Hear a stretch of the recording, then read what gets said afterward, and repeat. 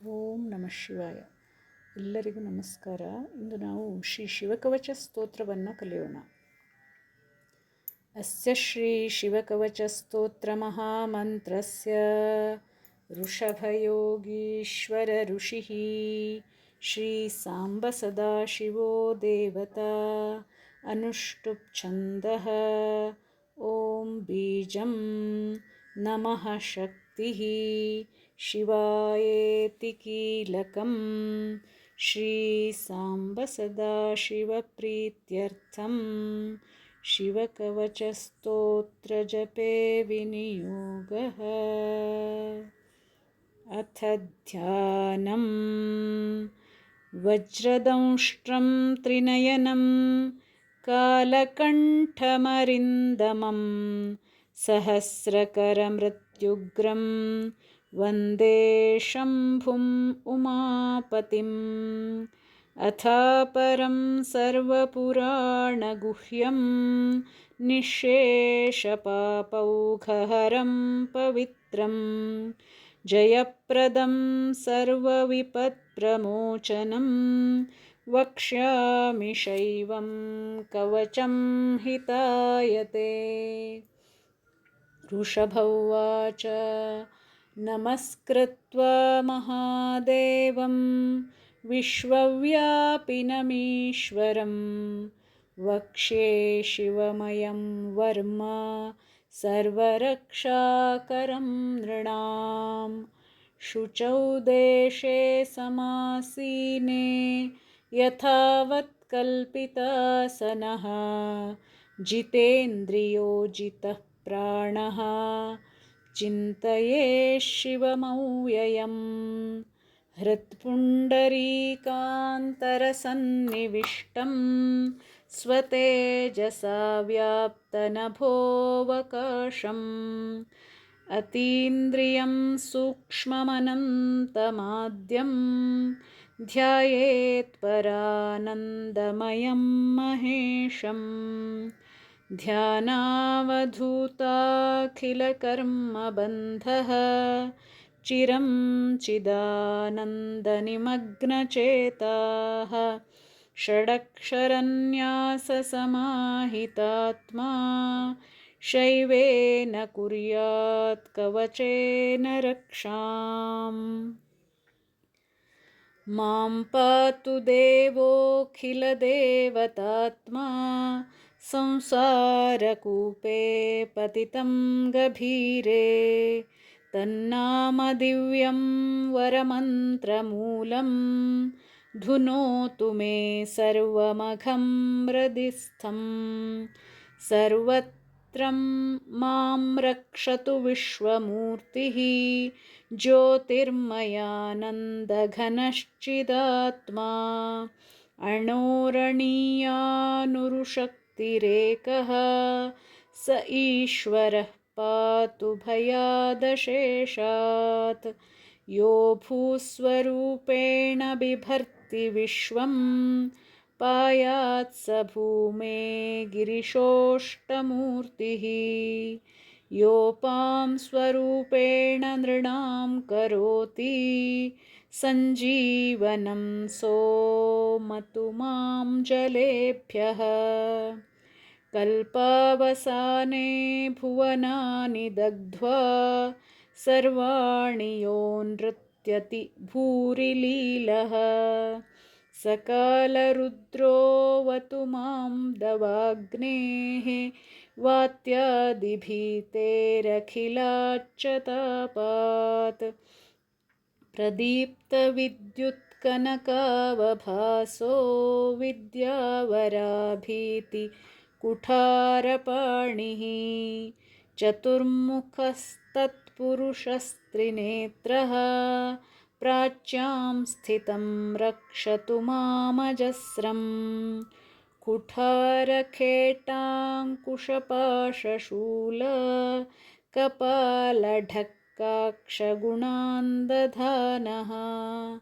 ಚತುರ್ಮುಖೋ ನೀಲರುಚಿಸ್ತ್ರಿನೇತ್ರಃ ಪಾಯಾದಘೋರೋ ದಿಶಿ क्षीणस्यां कुन्देन्दुशङ्खस्फटिकावभासो वेदाक्षमालावरदाभयाङ्कः त्र्यक्षश्चतुर्वक्त्र उरुप्रभावः सद्योऽधिजातोऽवतु मां प्रतीच्यां वराक्षमालाभयटङ्कहस्तः सरोजकिञ्जल्कसमानवर्णः त्रिलोचनश्चारुचतुर्मुखो मां पायादुदीच्यां दिशि वामदेवः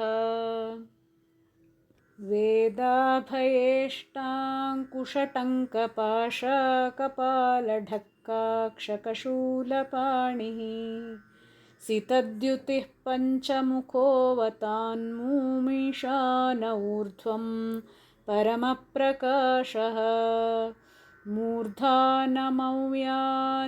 चन्द्रमौळिः फालं ममाव्यादथ फालनेत्रः नेत्रे ममाव्याद्भगनेत्रहारी नासां सदा रक्षतु विश्वनाथः पायात् श्रुति मे श्रुतिगीतकीर्तिः कपोलमव्यात् सतकं कपाली वक्त्रं सदा रक्षतु पञ्चवक्त्रो जिह्वां सदा रक्षतु वेदजिह्वः कण्ठं गिरीशोऽवतु नीलकण्ठः पाणिद्वयः पातु पिनाकपाणिः दोर्मूलमव्यान्मम धर्मबाहुः वक्षस्थलं दक्षमखान्तको व्यात् ममोदरं पातु गिरीन्द्रधन्वा मध्यं ममाव्यान्मदनान्तकारी हेरम्बतातो मम पातु नाभिं पायात्कटिं धूर्जरिटीश्वरो मे ऊरुद्वयं पातु कुबेरमित्रो जानुद्वयं मे जगदीश्वरो व्यात् जङ्घायुगं पुङ्गवकेतुरव्यात् पादौ ममाव्यात् सुरवन्द्यपादः महेश्वरः पातु दिनादियामे मां मध्ययामेवतु वामदेवः त्रिलोचनः पातु तृतीययामे वृषध्वजः पातु दीनान्त्ययामे पायान्निषादौ शशिशेखरो मां गङ्गाधरो रक्षतु मां निशीथे गौरीपतिः पातु निशावसाने मृत्युञ्जयो रक्षतु सर्वकालम् अन्तःस्थितः रक्षतु शङ्करो मां स्थाणुः सदा पातु बहिः स्थितं मां तदन्तरे पातु पतिः पशूनां सदाशिवो रक्षतु मां समन्तात् तिष्ठं तमाव्याद्भुवनैकनाथः पायाद्व्रजन्तं प्रमताधिनाथः वेदान्तवेद्योऽवतु मां निषण्णं मामव्ययः पातु शिवः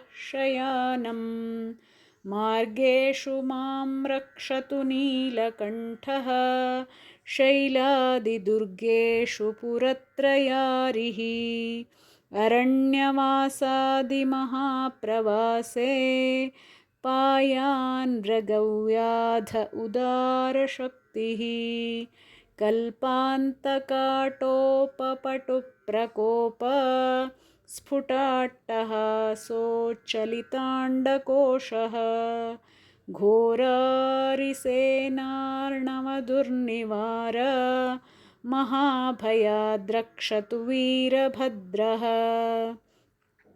पत्यश्वमातङ्गरथावरूथ सहस्रलक्षायुतकोटिभीषणम् अक्षौहिणीनां शतमाततायिनां छिन्द्यामृडो घोरकुठारधारया निहन्तु दस्यून् प्रलयानलार्चिः ज्वलत्त्रिशूलं त्रिपुरान्तकस्य शार्दूलसिंहर्क्षव्रकादिहिंस्रान् सन्त्रासयत्वीषधनुः पिनाकः दुःस्वप्नदुःशकुनदुर्गतिर्दौर्मनस्य दुर्भिक्षदुर्व्यसनदुस्सहदुर्यशांसि उत्पाततापविषभीतिमसद्ग्रहार्तिं व्याधींश्च नाशयतु मे जगतामधीशः। ॐ नमो भगवते सदाशिवाय सकलतत्त्वात्मकाय सर्वमन्त्रस्वरूपाय सर्वयन्त्राधिष्ठिताय सर्वतन्त्रस्वरूपाय सकलतत्त्वविदूराय ब्रह्मरुद्रावतारिणे नीलकण्ठाय पार्वतीमनोहरप्रियाय सोमसूर्याग्निलोचनाय भस्मोद्धूडितविग्रहाय महामणिमुकुटधारणाय माणिक्यभूषणाय सृष्टिस्थितिप्रलयकालरौद्रावताराय दक्षाध्वरध्वंसकाय महाकालभेदनाय मूलाधारैकनिलयाय तत्त्वातीताय गङ्गाधराय सर्वदेवाधिदेवाय षडाश्रयाय वेदान्तसाराय त्रिवर्गसाधनाय अनन्तकोटिब्रह्माण्डनायकाय अनन्तवासुकीतक्षककर्कोटकशङ्खकुलिकपद्म महापद्मेत्यष्टमहानागकुलभूषणाय प्रणवस्वरूपाय चिदाकाशाय आकाशदिक्स्वरूपाय ग्रहनक्षत्रमालिने सकलाय कलङ्करहिताय सकललोकैककर्त्रे सकललोकैकभर्त्रे सकललोकैकसंहर्त्रे सकललोकैकगुरवे सकललोकैकसाक्षिणे सकलनिगमगुह्याय सकलवेदान्तपारगाय सकलवरप्रदाय सकलदुरितार्तिभञ्जनाय सकलजगदभयङ्कराय शशाङ्कशेखराय शाश्वतनिजावासाय निरूपाय निराभासाय निरामयाय निर्लोभाय निर्मदाय निश्चिन्ताय निरहङ्काराय निरङ्कुशाय निष्कलङ्काय निर्गुणाय निरुपमाय निष्कामाय निरुपप्लवाय निरवध्याय निरन्तराय निष्कारणाय निरातङ्काय निष्प्रपञ्चाय निर्द्वन्द्वाय निस्सङ्गाय निर्मलाय निराधाराय निरागाय निष्क्रोधाय निर्गमाय निष्पापाय निर्भयाय निर्विकल्पाय निर्भेदाय निष्क्रियाय निस्तुलाय निस्संशयाय निरञ्जनाय नित्यरूपविभवाय निरुपमविभवाय नित्यशुद्धबुद्ध परिपूर्णसच्चिदानन्दद्वयाय परमशान्तस्वरूपाय तेजोरूपाय तेजोमयाय जय जय महारुद्र महारौद्र भद्रावतार दुःखदावदारण महाभैरव कालभैरव कल्पान्तभैरव कपालमालाधर खट्वाङ्गखड्गचर्मपाशाङ्कुश डमरुशूलचापबाणगदा शक्तिभिण्डिपालतोमरमुसलमुद्गरपरासपट्टिश परशु परिघ भृशुण्डिशतघ्नीचक्राध्यायुधभीषणकर सहस्रमुखदंष्ट्राकरालवदनविकटाट्टहासविस्फारितब्रह्माण्डमण्डल नागेन्द्रकुण्डल नागेन्द्रहार नागेन्द्रवलय नागेन्द्रचर्मधर मृत्युञ्जयत्र्यम्बक त्रिपुरान्तक विश्वरूप विरूपाक्ष विश्वेश्वर वृषभवाहन विषभूषण विश्वतोमुख सर्वतोमुख मां रक्ष रक्ष ज्वल महामृत्युभयं नाशय रोगभयमुत्सादय विषसर्पभयं शमय चोरान् मारय मम शत्रूनुच्चाटय त्रिशूलेन विदारय कुठारेण भिन्धि खड्गेन छिन्दि खट्वाङ्गेन विपोथय मुसलेन निष्पेषय बाणैः सन्ताडय रक्षांसि भीषय अशेषभूतानि विद्रावय कूष्माण्डभूतवेतालमारीगण ब्रह्मराक्षस गणान् सन्त्रासय ममाभयं कुरु वित्रस्तं आश्वासय नरकमहाभयान्मामुद्धरोद्धर सञ्जीवय क्षुद्रभ्यां मामाप्यायय दुःखातुरं मामानन्दय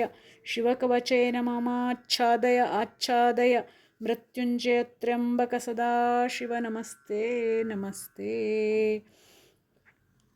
वृषभवाच इत्येतत्कवचं शैवं वरदं व्याहृतं मया सर्वबाधाप्रशमनं रहस्यं सर्वदेहिनां यः सदा धारयेन्मर्त्यः शैवं कवचमुत्तमं न तस्य जायते क्वापि भयं शम्भोरनुग्रहात्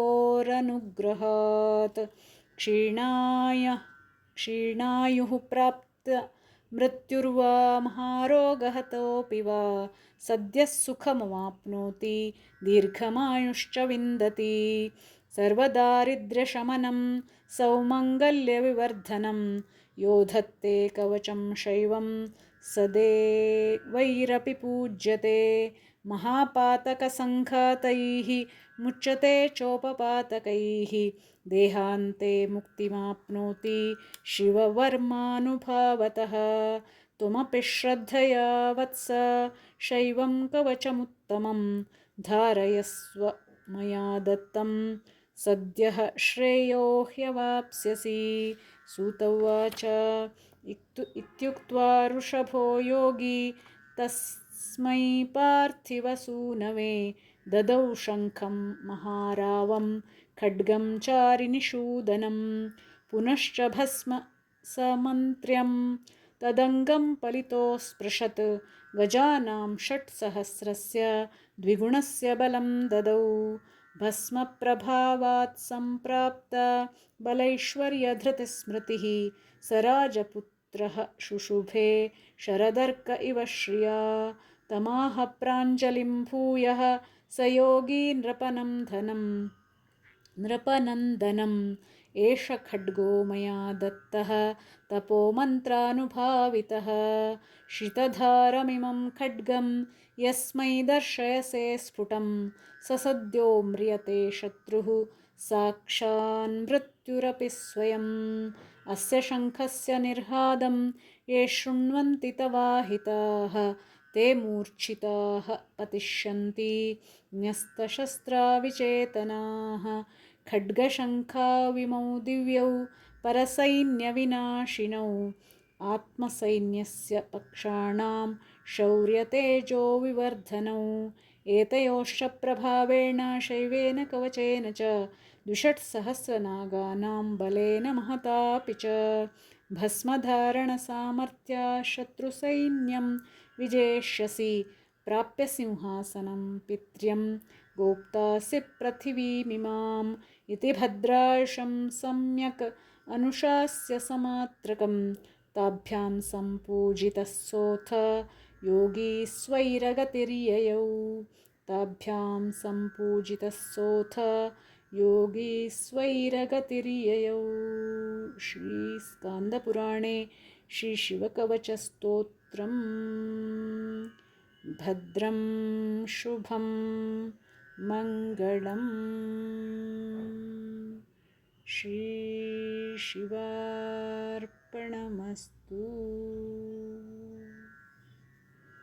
ಈ ಶಿವಕವಚ ಸ್ತೋತ್ರವನ್ನು ಋಷಭ ಮಹಾಮುನಿಗಳು ಭದ್ರಾಯುವಿಗೆ ಉಪದೇಶ ಮಾಡಿದ್ದಾರೆ. ಹಾಗೆ ಇದು ಜೀವನದಲ್ಲಿ ವಿಜಯವನ್ನು ತಂದುಕೊಡಲಿಕ್ಕೆ, ಹಾಗೆ ನಮ್ಮ ಎಲ್ಲ ಅಂಗಾಂಗಗಳನ್ನು ಪರಮಾತ್ಮನೇ ರಕ್ಷಣೆ ಮಾಡೋದು, ಹಾಗೆ ರಕ್ಷಿಸು ನಮ್ಮೆಲ್ಲರನ್ನ ಅಂತ ಹೇಳಿ ಕವಚವನ್ನು ತೊಟ್ಕೊಳ್ಳೋದು, ಇಂತಹ ಅತ್ಯಂತ ದುರ್ಲಭವಾದ ಇಂತಹ ಶಿವಕವಚವನ್ನು ನಾವಿವತ್ತು ಹೇಳಿದ್ದೇವೆ. ನೀವೆಲ್ಲರೂ ಇದನ್ನು ಕಲ್ತ್ಕೊಳ್ತೀರಾ ಅಂದ್ಕೊಂಡಿದ್ದೇನೆ.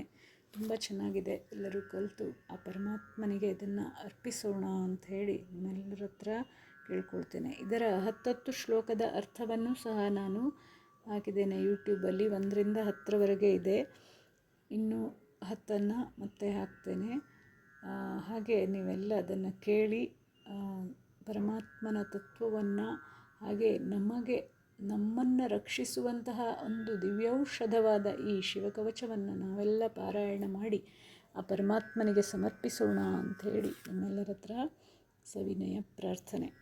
ಶ್ರೀಕೃಷ್ಣಾರ್ಪಣಮಸ್ತು. ಧನ್ಯವಾದಗಳು.